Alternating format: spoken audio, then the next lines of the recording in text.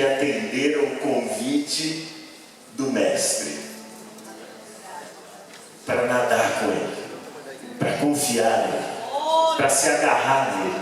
Vocês hoje estão atendendo publicamente o chamado do Mestre: venha após mim. Todos vocês que estão cansados e sobrecarregados, vinde a mim, vinde a mim.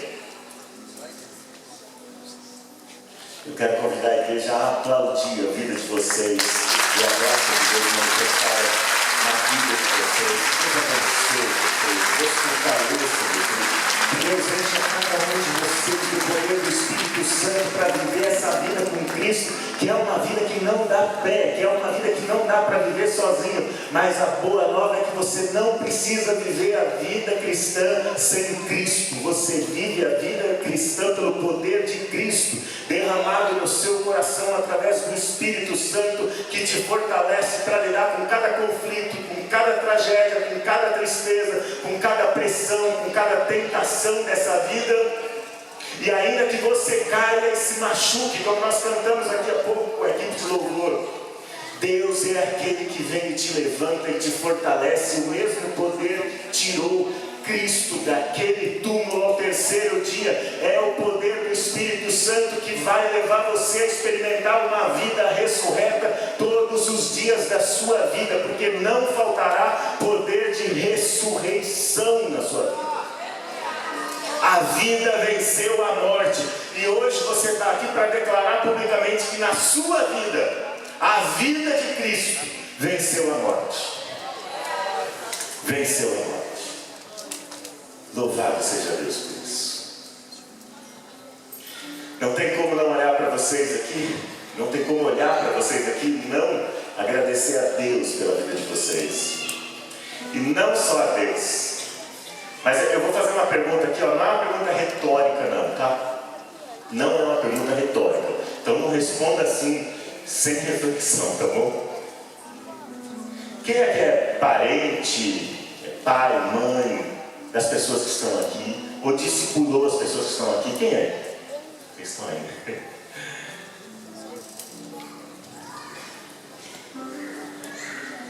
Quem aqui orou incessantemente por cada um deles aqui? Eu imagino o coração de uma mãe e de um pai.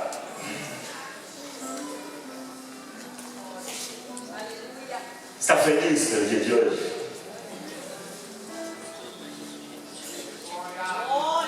Quem aqui chorou por eles? Levanta a mão, vai. Chorou, não chorou? Está feliz? Fica em pé quem orou e chorou por eles. Fique em pé. Vai com orgulho. Eu orei, eu chorei. Essa semente eu reguei com lágrimas. Essa semente eu reguei com dor. Não foi só com palavras, foi com o joelho no chão. Foi com o coração na mão. Meninos, meninas, olha para trás, olha para eles ali. Olha para eles ali. Eu agradeço a Deus pela vida de vocês, mas eu agradeço a eles também. Como eu sou grato a Deus pela vida deles. Vocês podem aplaudir a vida deles? Eu agradeço a vocês.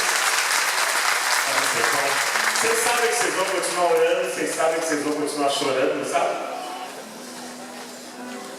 E Deus vai continuar ouvindo, Deus vai continuar respondendo, Deus vai continuar guardando, Deus vai continuar livrando, Deus vai continuar preservando, Deus vai continuar protegendo, porque esse é o trabalho dele, é dele todo o trabalho. O seu trabalho é descansar nele, é confiar nele, é entregar tudo a ele, e é ser o embaixador dele na tua casa. Esse é um testemunho, uma testemunha viva do poder da tão grande salvação de Deus, que te alcançou e tem alcançado eles também. Abre a sua Bíblia no livro de Atos, capítulo 2. Eu não vou tomar muito tempo de vocês hoje, a gente vai usar a maior parte do tempo aqui para celebrar a Deus pela vida de vocês, pelo batismo de vocês, enquanto vocês descem as águas. Mas eu quero abrir a Bíblia com vocês no livro de Atos, no capítulo 2, num texto clássico da história da igreja cristã, uma das primeiras páginas E na verdade o primeiro quadro pintado sobre a história da Igreja de Cristo, a minha igreja, a sua igreja, escrito por Lucas, aqui nesse livro, que é uma continuação do Evangelho que ele escreveu para o amigo Teófilo, para explicar-lhe as coisas que Deus havia começado a fazer através de Jesus Cristo durante os seus 3 anos e meio de ministério terreno. E aí ele continua, aqui é o volume 2, ou a temporada 2 dessa série fantástica e extraordinária, que é a série do Evangelho em Ação, do Evangelho encarnado na vida de Cristo e depois na vida dos seus discípulos, os cristãos. E aí ele continua, o segundo volume, a segunda temporada da série, escrevendo o livro de Atos, para o mesmo amigo Teófilo, para explicar o que foi que Jesus continuou a fazer através de pessoas simples, pecadoras, mas perdoadas, fracas pessoalmente, mas poderosas em Deus, pelo poder do Espírito Santo e dos dons e talentos que Deus derramou. E aí Lucas descreve para a gente essa história no livro de Atos, e aqui ele pinta o primeiro quadro que descreve como era a vida da igreja. Atos capítulo 2, versículo 42 em diante, Lucas diz assim: e perseveravam na doutrina dos apóstolos e na comunhão e no partir do pão e nas orações, e em toda a alma havia temor, e muitas maravilhas e sinais se faziam pelos apóstolos, e todos os que criam estavam juntos e tinham tudo em comum, e vendiam suas propriedades e fazendas e repartiam com todos segundo cada um havia de mistério. E perseverando unânimes todos os dias no templo e partindo o pão em casa, comiam juntos com alegria e singeleza de coração, louvando a Deus e caindo na graça de todo o povo. E todos os dias acrescentava o Senhor à igreja aqueles que se haviam de salvar. Por um lado, hoje é o dia mais importante da vida de vocês que estão se batizando, tá? Hoje, por um lado, é o dia mais importante da vida de vocês. É o dia que serve como divisor de águas, publicamente, através da declaração pública e dramatizada, porque o que vocês vão fazer aqui é uma dramatização daquilo que vocês creem que já aconteceu em vocês, por meio de Cristo. A morte, a identificação com Cristo em sua morte na cruz, e a sua identificação com Ele em sua ressurreição para uma nova vida. Portanto, no batismo nós declaramos pública e dramaticamente que nós nos identificamos com Cristo em sua morte, no nosso lugar, pelos nossos pecados, para trazer remissão pelos nossos pecados, e nos identificamos com Cristo em sua ressurreição, declarando que nós estamos ressurgindo para uma nova vida, uma vida que agora não é mais vivida no poder, na autoridade, na obediência à carne, mas no poder, na autoridade, na obediência a Cristo, esse novo senhorio estabelecido sobre a nossa vida. Então, hoje é um dia que pode ser chamado do dia mais importante da sua vida com Deus, mas também pode ser chamado do dia menos importante da sua vida com Deus,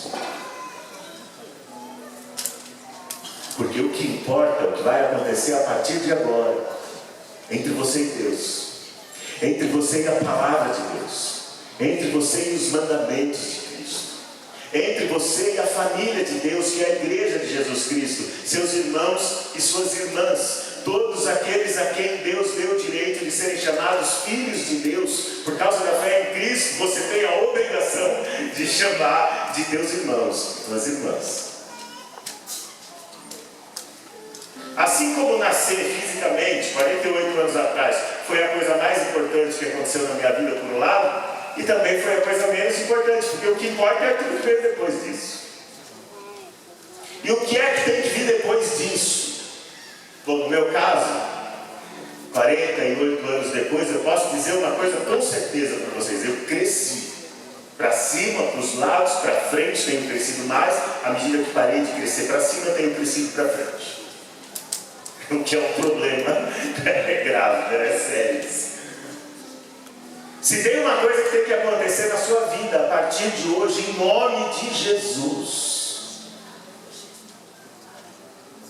é crescer. Se eu tivesse de dar um único conselho para vocês aqui, que estão descendo as águas hoje, se eu tivesse de dar um único conselho, o meu conselho seria: cresça. Agora, como é que a gente cresce?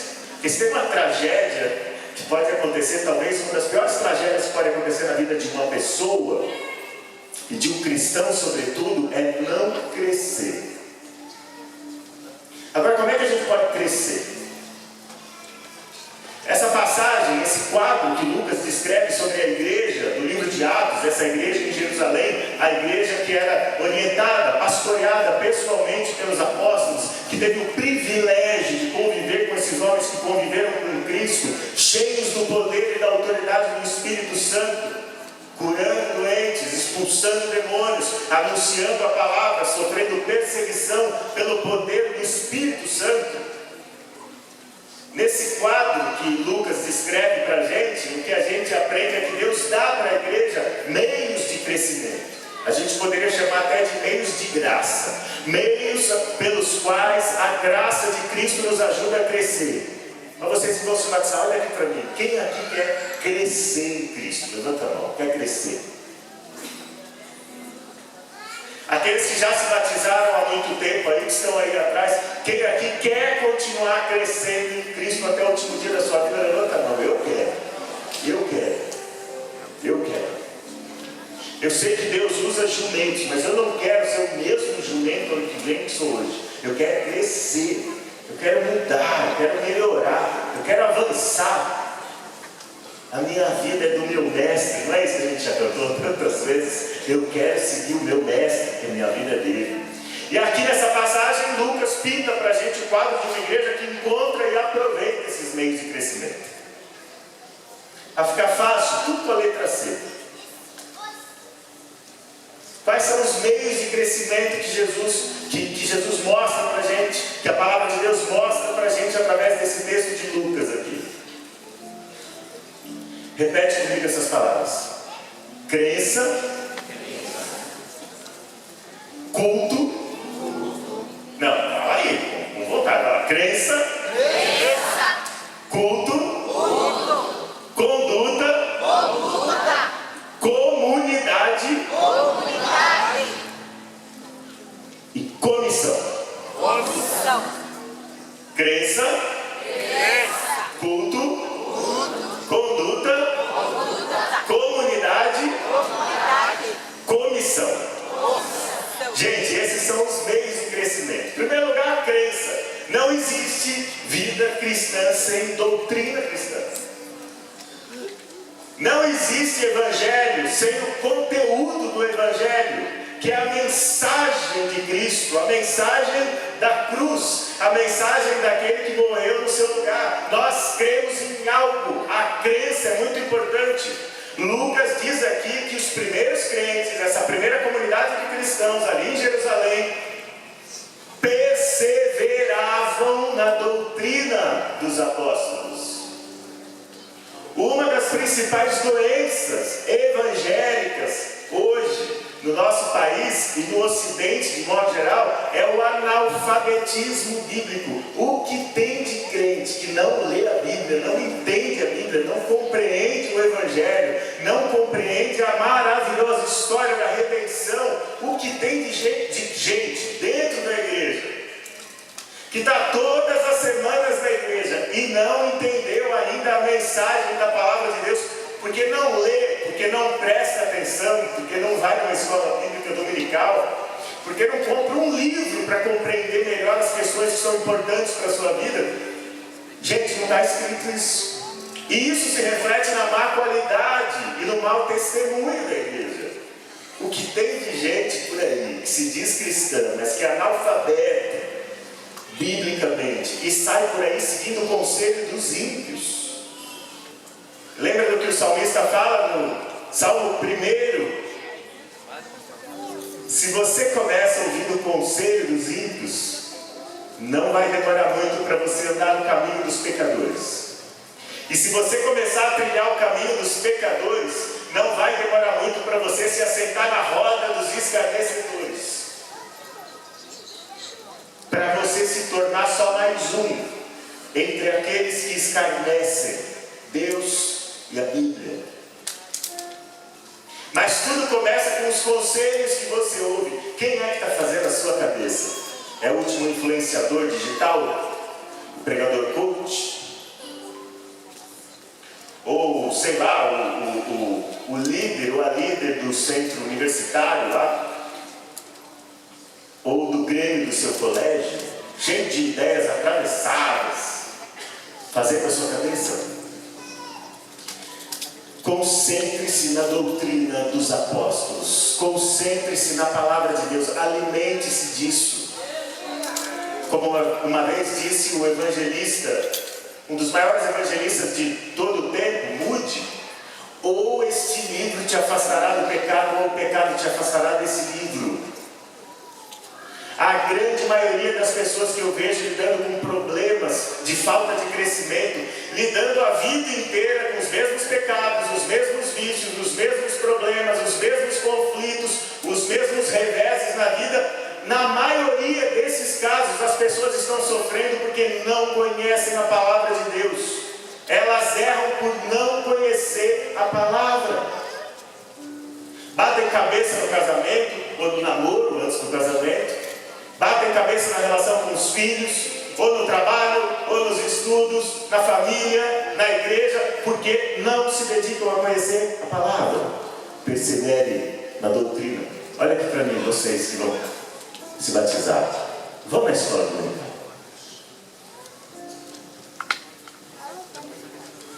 Leiam a Bíblia todos os dias.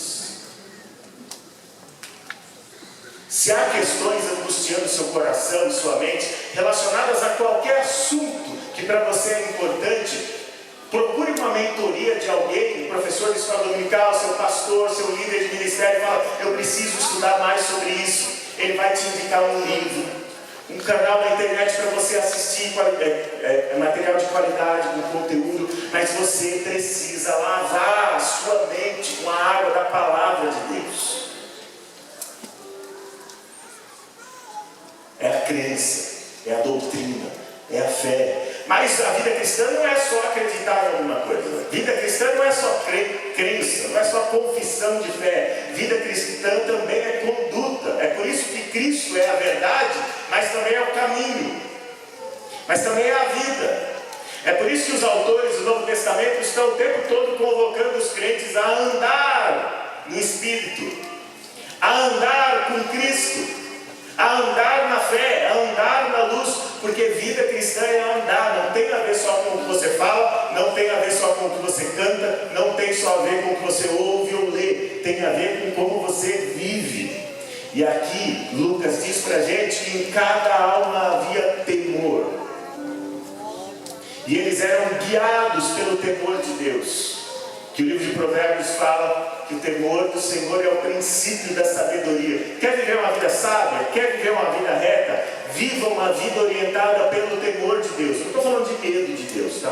Não estou falando de medo de um personagem celestial que é um carrasco e está prestes a castigar você o tempo todo. Eu estou falando de temor do Senhor, um desejo ardente no seu coração de agradá-lo, de viver para Ele, de fazê-lo sorrir, de receber o aplauso do céu e não dos homens.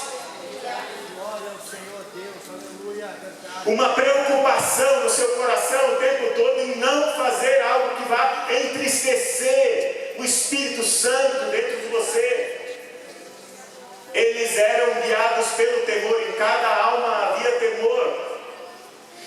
E para eles a fé em Cristo, para essa comunidade aqui que Lucas está descrevendo para a gente, a fé em Cristo não era uma questão de palavras, mas de fato, de ação. A comunhão para eles não era uma comunhão de palavras, mas de fato, de ação. Eles estavam todos os dias juntos. Eles punham à disposição da igreja alguns dos seus bens, para que cada um dos irmãos fosse assistido em suas necessidades. Eles estavam dispostos a sofrer perseguição, abandono, a ser deserdados por suas próprias famílias, renegados pelos próprios pais por abraçar a fé em Cristo. Para eles a fé cristã não era uma coisa teórica que enchia suas cabeças. Para muitos de nós a fé cristã e a vida cristã se resume a ficar assistindo vídeos na na internet, a ficar aplaudindo cantores e pregadores e músicos, mas nunca viver aquilo que a gente canta. Conduta.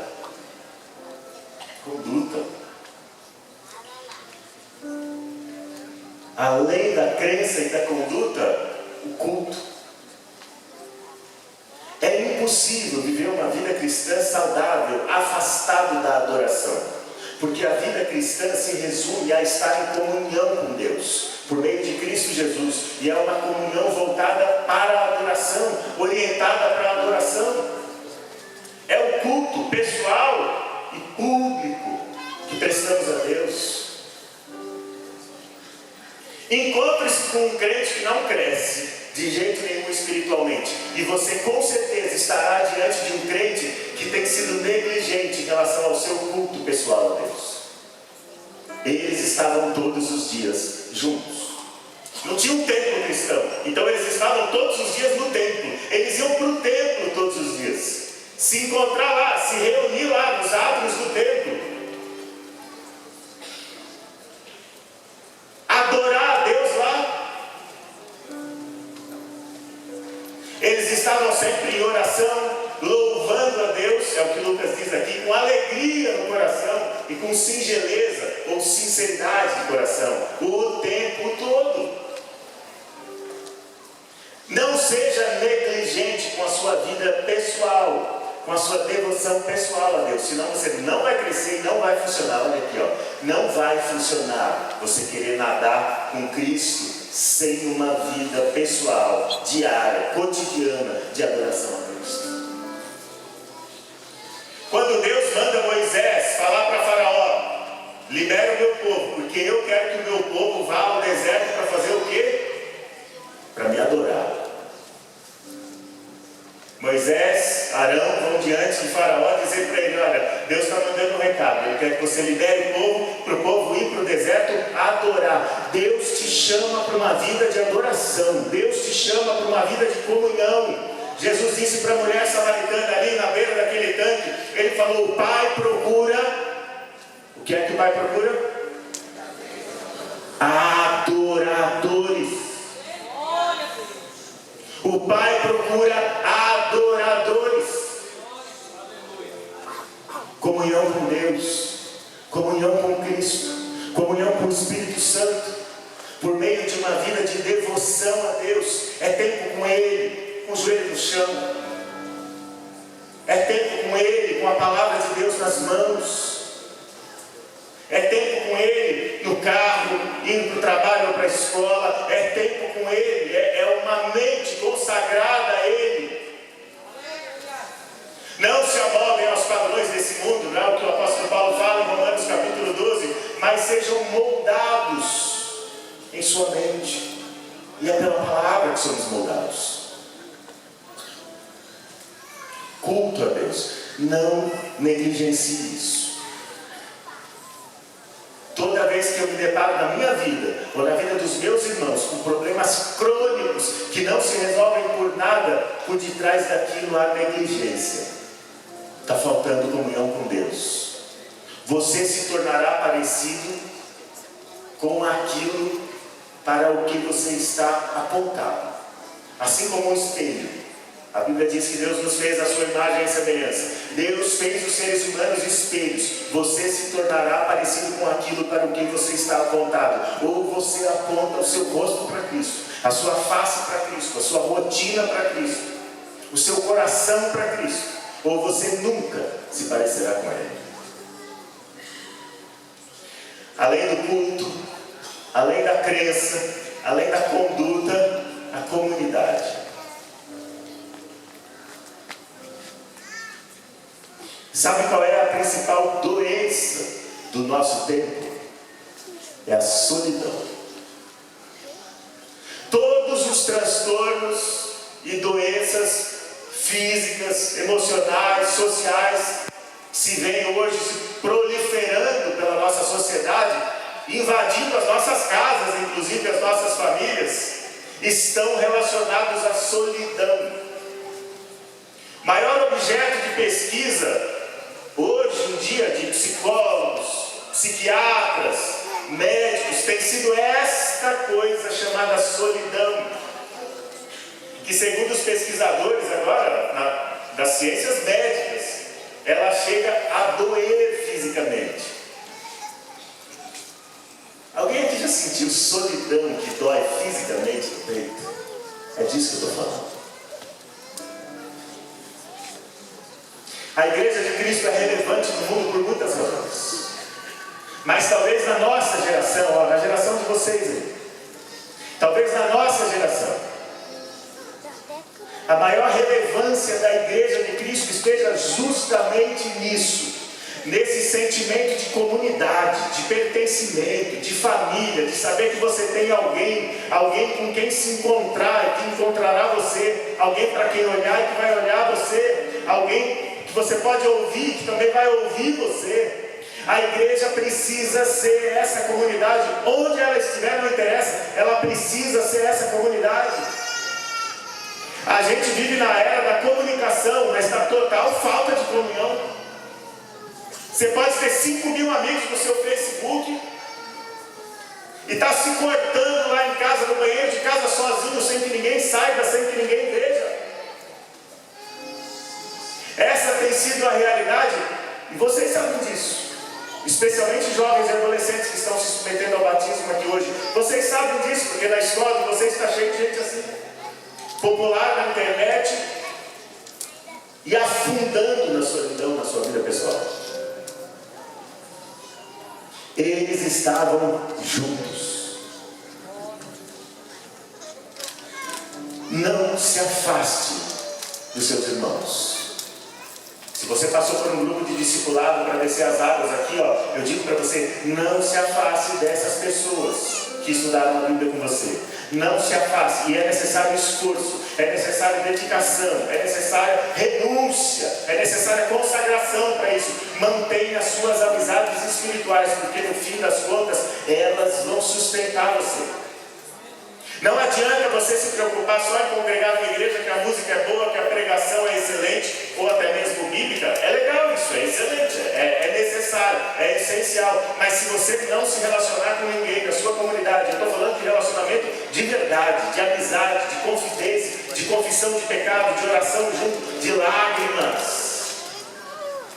A comunhão para esses primeiros crentes aqui não era só uma comunhão do bem, da selfie. Era uma comunhão de bens, inclusive. E quando a gente fala no bolso, a gente está falando do órgão mais sensível, não é? Dos seres humanos hoje. Nada dói mais para a gente que o bolso, né? A comunhão deles era uma comunhão de bolso também. Custava para eles muita coisa. Eu preciso dizer para você, aquilo que não te custa nada, também não vale nada. Comunhão custa caro, mas pague o preço.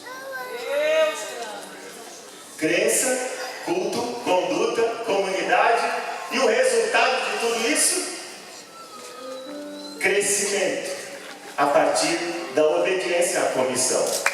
Lucas fala que todos os dias o Senhor ia acrescentando aqueles que criam em Cristo a comunidade, e a comunidade crescia cada vez mais. Era um grupo de 120 pessoas orando juntas, receberam o poder do Espírito Santo, e a promessa que Jesus tinha feito para eles foi essa: vocês receberão o poder do alto e vão se tornar testemunhas. É para isso. Poder de Deus não é para você ficar fazendo um aviãozinho só, não é só por reteté. Não tenho nada contra aviãozinho, tá bom? Não tenho nada contra o reteté. Eu oro em línguas, isso é maravilhoso. Mas o poder de Deus é para a gente ser testemunha e cumprir a grande comissão. É cumprir a missão, e a missão é: vão e façam discípulos de todas as nações, batizando-os em nome do Pai e do Filho e do Espírito Santo, e ensinando-os a guardar tudo aquilo que eu ensinei a vocês. A grande comissão da igreja de Cristo é o discipulado. A igreja de Cristo cresce por meio do testemunho. E aí o desafio serve para todos nós que estamos aqui hoje, mas eu vou falar em especial com vocês que estão se batizando. Vocês que estão se batizando. Quem aqui entre vocês conhece alguém que não conhece a Cristo? Levanta a mão. Levanta a mão, pode levantar aí, coragem. Conhece alguém que não conhece a Cristo? Conhece? Levanta a mão. Quem conhece alguém que não conhece a Cristo? O que é que você está fazendo a respeito? Agora eu não quero que você responda para mim, porque eu quero que você responda para Cristo. E para o Espírito Santo que está falando com você. Você tem orado por essa pessoa? Você tem apresentado essa pessoa a Deus? Você tem pedido para Deus uma oportunidade concreta para você compartilhar o Evangelho com essa pessoa? Para ela conhecer a tão grande salvação que alcançou você? A igreja de Cristo aqui no livro de Atos crescia vertiginosamente, de 120 pessoas para 3.000, depois 5.000 pessoas, e não parava de crescer. E em uma geração o Evangelho alcançou todo mundo conhecido da época. Um só homem, o apóstolo Paulo, viajou mais de 32.000 quilômetros e levou o Evangelho pessoalmente para todas as grandes cidades do mundo da sua época, e ele fez isso em 15 anos. Mas eu estou falando para você, o mundo começa aí, nessa pessoa que você lembrou, que você conhece e que não conhece a Cristo. Peça para Deus o coração dessa pessoa. Peça para Deus a oportunidade de ser um testemunho vivo do poder de Deus na sua vida, na vida dessa pessoa. Peça para Deus a chance de poder compartilhar com ela, nem que seja em poucas palavras, no momento, a maravilhosa mensagem do Evangelho, de que Cristo morreu por ela, para promover perdão para todos os seus pecados, para redimi-la e para dar a ela uma nova chance, a chance de uma vida nova, de uma vida ressurreta, de uma vida glorificada em Cristo pelo poder do Espírito Santo. E leva ela para a tua igreja. Leva essa pessoa para ensaiar lá no coro da sua igreja, para assistir um ensaio, para participar de um culto, para ouvir a manifestação do Evangelho ali diante dos olhos dela e para poder ter a chance de entregar o seu coração para Cristo e passar por esse mesmo processo que você está passando, para daqui 2 batismos, 3 ou 1 batismo, ela está descendo as águas ali, ó. Para que você possa estender a ela a mão e chamá-la de irmã, de irmão. Pode ser o seu pai, pode ser a sua mãe, pode ser um irmão, alguém da sua casa, pode ser uma pessoa que estuda com você, uma pessoa que você ama, com quem você se importa, que trabalha com você. Em nome de Jesus. Vamos fechar os olhos, vamos orar. Deus, eu te louvo pela vida de cada um dos irmãos que estão aqui hoje, Pai. Especialmente daqueles que estão aqui vestidos de branco à minha frente, porque passarão pelas águas do batismo, porque entregaram a sua vida a Ti em algum momento, e porque receberam de Ti essa nova vida que os faz estar aqui hoje pela manhã, entregues a Ti, Senhor, para declarar publicamente, dramaticamente aqui, nesse tanque batismal, que eles estão identificados com Cristo em sua morte e em sua ressurreição, que eles estão dispostos a viver uma nova vida de morte para o pecado e de poder de ressurreição para Cristo. Uma vida de consagração, uma vida de comunhão contigo, uma vida estabelecida na sua palavra, fundamentada, Senhor,